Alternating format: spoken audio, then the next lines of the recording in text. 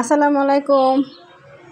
সবার জন্য আজকে নিয়ে আসলাম শীতের চষি পিঠা এবং কুলি পিঠা মিক্সড করে ছোট ছোট করে আমি রান্না করব। তো এগুলো আগে আমি বানিয়ে নিয়েছি। দেখুন ঝরঝরা করে বানানোটা আমি ভিডিও করতে পারিনি, বাটে বানানোর পরে ভিডিও করেছি। এই পুলিগুলোর ভিতরে নারকেল দিছি, নারকেল দিয়ে কুলিগুলো করেছি। তো এগুলো বসানোর জন্য আমি দিয়ে দিয়েছি 2 কেজি দুধ এবং অল্প পরিমাণ পানি। তার ভিতরে দিয়ে দিয়েছি নারকেল, পরিমাণ মতো লবণ। মিষ্টি জিনিসে একটু লবণ না দিলে মিষ্টিটা কম লাগে। তারপর দিয়েছি গুড়, তেজপাতা দিয়ে দিয়েছি। দেওয়ার পরে আমি এগুলা ভালো করে নেড়েচেড়ে একটু ফুটিয়ে নেব। অনেকক্ষণ নাড়াচাড়া করে তারপরে আমি ভালো করে ফুটিয়ে গুড়গুলো মিশিয়ে নেব। মিষ্টি আমি দেখে পরিমাণ মতো মিষ্টি যেরকম খায় সেরকম দিতে পারেন আপনারা। আমি একটু মিডিয়াম খাই, বেশি একটা খাই না। তো আমি দিয়ে টেস্ট করে দেখব, যদি লাগে আমি আবার দিব।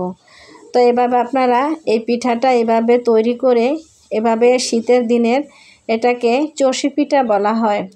চষি পিঠাটা এভাবে অনেক শীতের ভিতরে খেলে খুবই মজা হয়। তো দেখুন এদিকে ফুটে আসছে, দুধগুলো অনেক ঘন হয়ে আসছে। তো নাড়াচাড়া করে আমি যখন একটু কমে আসবে তখন আমি পিঠাগুলো এটার ভিতরে দিয়ে দিব। পিঠাগুলো দেওয়ার পরে আমি এরপরে সিদ্ধ হয়ে গেলে দেখব, আর একটু দুধ কমে গেলে তখন আমি যত দুধ বেশি দিবেন তত এই পিঠাতে খুবই মজা। এবং রাত্রে রান্না করে রেখে দিলে সকালবেলা আপনি নাস্তা করে তারপরে আপনি পিঠাটা তারপর টাইমে খেলে খুবই সুস্বাদু। তো মিষ্টি কম হয়ে গেছে, আমি খেয়ে দেখলাম। এরপর আমি আর একটু গুড় দিব। গুড়ের পিঠাটা বেশি টেস্ট হয়। আপনারা চাইলে চিনি দিয়েও বানাতে পারেন। এক একটার এক এক ধরনের স্বাদ। আমার গুড় পছন্দ, তাই আমি গুড় দিয়েছি। তো গুড় দিয়ে এভাবে কমিয়ে তারপরে আর একটু ভালো করে নাড়াচাড়া করে দুধটা শুকিয়ে আমি আপনাদের মাঝে ধরার চেষ্টা করেছি পিঠাটা কিভাবে দিবে। এরপর পিঠাটার ভিতরে একটু গুঁড়ি দিয়ে মারিয়ে একটার সাথে যেন একটা লেগে না যায়, সেজন্য একটু নাড়াচাড়া দিতে হবে কতক্ষণ পর পর। চালের গুঁড়ি দিয়ে চালের গুঁড়িটা সিদ্ধ করে নিতে হবে। মনে রাখতে হবে এটা চালের গুঁড়ি দিয়ে করতে হবে। সিদ্ধ রেখে অল্প অল্প করে ঢেকে মতে এটা লম্বা লম্বা ছুরি করে তারপরে এটাকে ফিসে বানাতে হয়। আপনারা সবাই জানেন, যেহেতু বাঙালি আমরা, তো ওইটা আর আমি ভিডিওতে দেখাতে পারলাম না। এই যে এভাবে আমি গুঁড়ি দিয়ে নাড়াচাড়া করে নিব। নাড়াচাড়া করে এরপর আমি ঢেলে দেব, একটু নাড়াচাড়া করে নিব। দেখুন চাউলের গুঁড়িতে যাতে একটার সঙ্গে একটা মিশে না যায়। এরপর আমি দিয়ে দিব।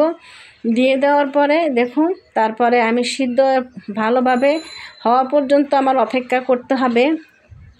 একটু হালকা হালকা আস্তে আস্তে, এখন একটু জোরে লাড়া দিলে সমস্যা নেই, কারণ ভাঙবে না। এখন যেহেতু হয়ে আসছে তাহলে একটু আস্তে আস্তে লাড়া দিতে হবে, আর সিদ্ধটা হচ্ছে কি না দেখতে হবে। তো তেজপাতাগুলি দিলে একটু ঘ্রাণ লাগে, তেজপাতা সব দিলে। আর কিছু আমি দিইনি, শুধু দুধ আর নারিকেল, গুড়, লবণ পরিমাণ মতো। এভাবে